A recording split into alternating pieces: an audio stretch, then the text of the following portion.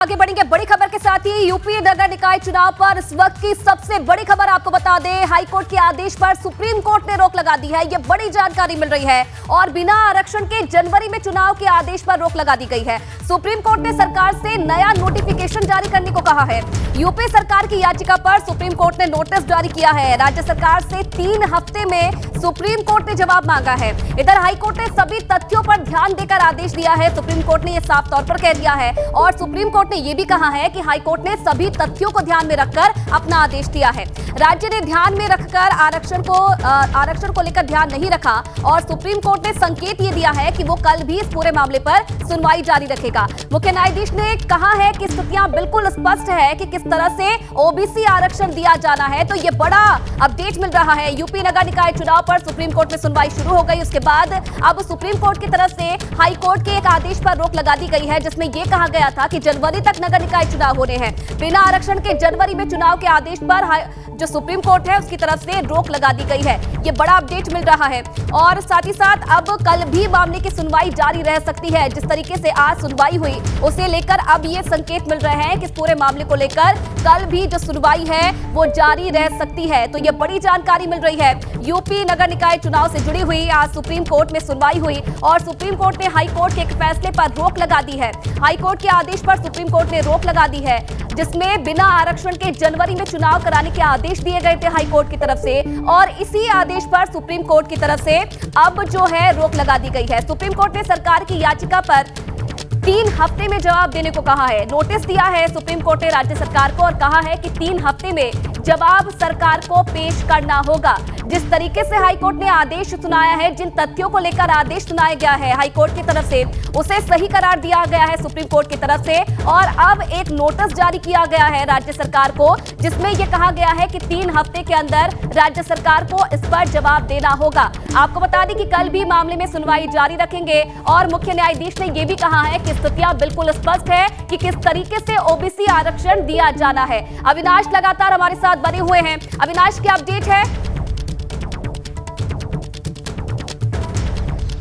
जी देखिए, अगर बात करें तो सुप्रीम कोर्ट में आज की सुनवाई पूरी हो गई। हमारे साथ इस वक्त अगर बात करें तो समाजवादी पार्टी के जो वकील थे, जो यहाँ पे पैरोकार के रूप में पेश हुए थे, वो भी बातचीत के लिए मौजूद हैं। सर, क्या कुछ सुप्रीम कोर्ट ने अपनी ओर से आज कहा है अपनी टिप्पणी में, क्या सरकार का आदेश दिया है?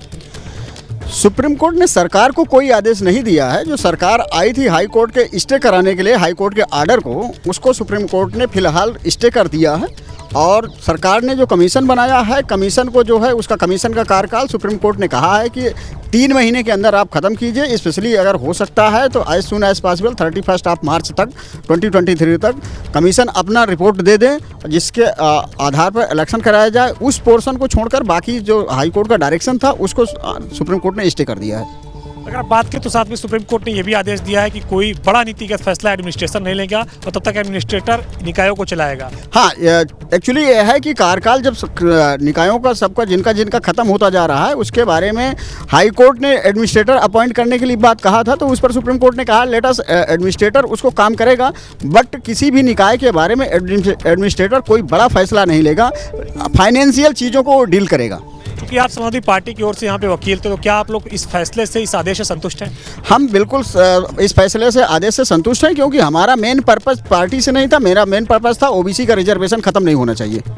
जाहिर तौर से बात होती है, आप सुन रहे थे वकील को, जो कि समाजवादी पार्टी के साफ तौर पे बता रहे थे कि जो सुप्रीम कोर्ट का निर्णय आया है उससे पूरी तरीके से संतुष्ट हैं और जिस तरीके से ओबीसी आरक्षण को लेकर के समाजवादी पार्टी भी आज सुप्रीम कोर्ट में पहुंची थी। सुप्रीम कोर्ट ने अपना जजमेंट दे दिया है, इलाहाबाद हाई कोर्ट के ऑर्डर को स्टे कर दिया है और सरकार को ये साफ तौर पर कहा है सॉलिसिटर जनरल के माध्यम से कि जो कमीशन है, ओबीसी कमीशन जो नियुक्त किया गया है, वो 31 मार्च 2023 तक हर स्थिति में अपनी रिपोर्ट दे और इसके साथ साथ ये भी कहा है कि जो बड़े नीतिगत फैसले हैं निकाय के अंदर, वो एडमिनिस्ट्रेटर नहीं लेंगे, केवल निकायों को चलाने का आदेश वो जारी रखते रहेंगे। ये अपनी ओर से सुप्रीम कोर्ट ने अपने आदेश में आज कहा है। जी, क्योंकि अविनाश, एक राहत तो यहाँ पर सरकार को जरूर मिली है, क्योंकि हाईकोर्ट की तरफ से ये कह दिया गया था कि 31 जनवरी तक बिना आरक्षण के चुनाव कराना है। अब सुप्रीम कोर्ट की तरफ से इस पर रोक लगा दी गई है। कल भी सुनवाई जारी रहेगी पूरे मामले को लेकर। कल का दिन कैसे अहम रहने वाला है पूरे मामले को लेकर?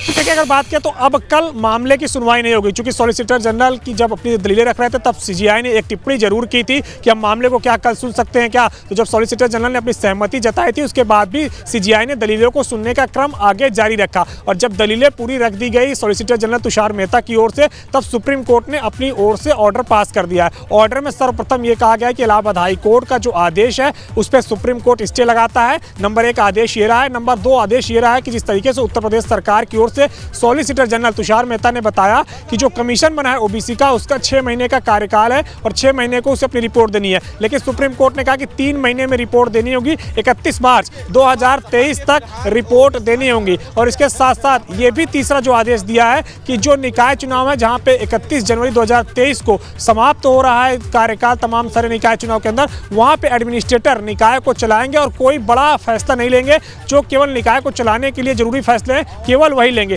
तो ये 3 बड़े आदेश आज सुप्रीम कोर्ट ने अपनी ओर से दिए हैं और यही आदेश अब आगे जारी रखे जाएंगे। और अब सरकार के ऊपर ये रहेगा और कमीशन के ऊपर ये रहेगा कि 31 मार्च 2023 तक रिपोर्ट अपनी पूरी बना के दे, जिसके बाद फिर आगे चुनाव की प्रक्रिया बढ़ सके। जी,